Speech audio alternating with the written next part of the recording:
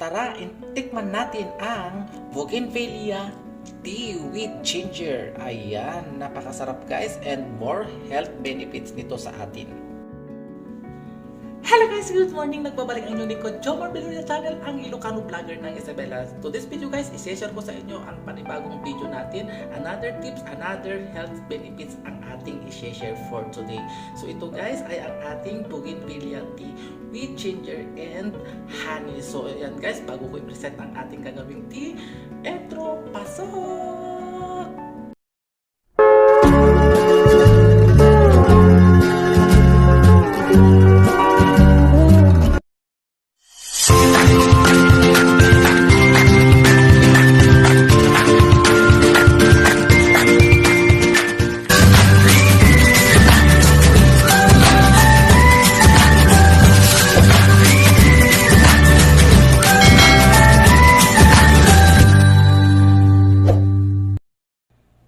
So yan guys, yung ating Bougainvillea tea, yan lang ang gagamitin nating ingredients, yung Bougainvillea na ganyan, pink, ginger, and honey. Ayan, so ito guys, Bougainvillea, magbigay lang ako ng kaalaman tungkol sa Bougainvillea tea na to. So ang Bougainvillea tea guys is high in antioxidant, anti-inflammatory, and pinaniniwalaan nila na anti-cancer, and pwede rin ito sa may diabetes daw ayon sa aking source sa Google, at may nakita rin akong video nito sa mga Vietnamese at saka mga Chinese. So i-share ko rin sa inyo guys kung paano gumawa ng Bougainvillea tea. Ayan, gawin na natin guys.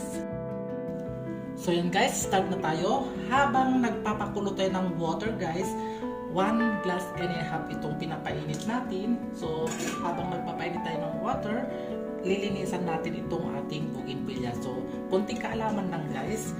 Itong Bougainvillea guys na to, ito po ay dahon. Coloring lang siya. So, ang talagang bulaklak niya guys ay yung nandito sa gitna pero maliliit pa. Ayan, as you can see. Ayan. Nakikita niyo ba yung mga ano niya dyan sa gitna? Ayan po ay ang bulaklak na ito. Hindi coloring flower lang to. So, ito lang ang kukunin natin. Wala pa kasing malaking namukatkat na ano kasi maliliit pa yung bulaklak ng aking Bougainvillea. So, yan, hihimayin na natin ito, lilinisan natin at ito ang ating gagawin. And ito rin, mag-add din tayo guys ng ginger. So, ayan. So, yan guys, lulutuin na natin. Una natin ilagay yung ating ginger. Ayan. So, pakuluan lang natin na maigi yung ginger guys within 3 minutes. Then, saka natin ilalagay yung ating Bougainvillea flower. Ayan. So, takpan natin. So yan guys, napakulo na natin yung ating ginger. Now, ilalagay na natin yung ating Bougainvillea flower.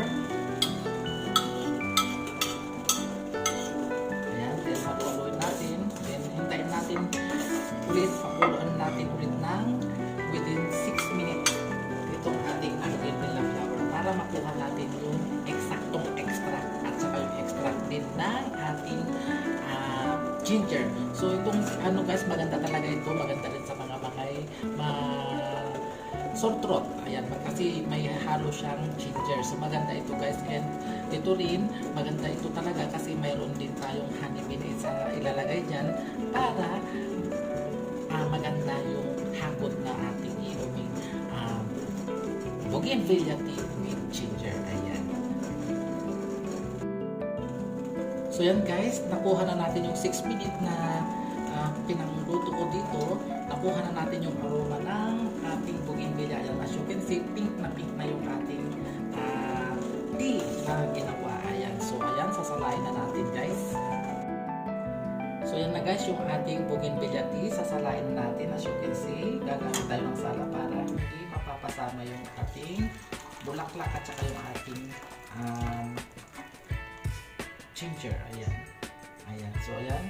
So, kitang-kita nyo naman guys, ang ganda ng extract ng ating Bougainvillea. Kahit anong kulay guys ng Bougainvillea pwede, pero much better itong pink guys kasi ang ganda ng kanyang kulay. So, ayan. As you can see, ayan, mag-a-add na tayo dito guys ng honey bee para masarap ang ating Bougainvillea tea. Ayan, maglalagay tayo lang guys ng 2 tablespoon. Ayan.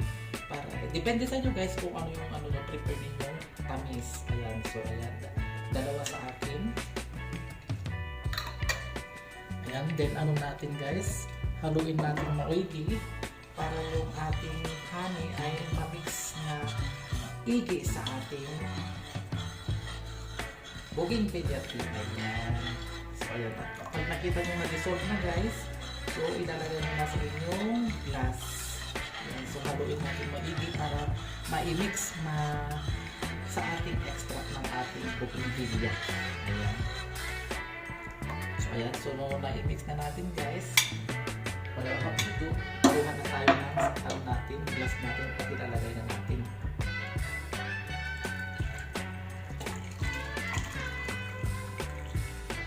Ayan. So, mobra pa. Ayan. So, ayan na guys yung ating bougainvillea tea.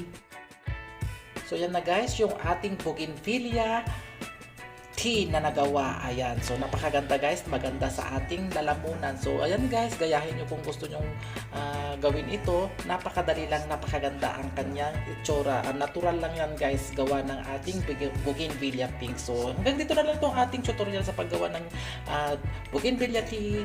Ayan, thank you for watching. Kung hindi ka pa nakapag-subscribe kay Jomar Bedores channel, please subscribe Jomar Bedores channel, ang Ilocano Vlogger na Isabela. And click na rin ang ating notification bell para pag may bagong upload si Kuya Jomar ninyo manonotify kayo. So, God bless us all. Adios!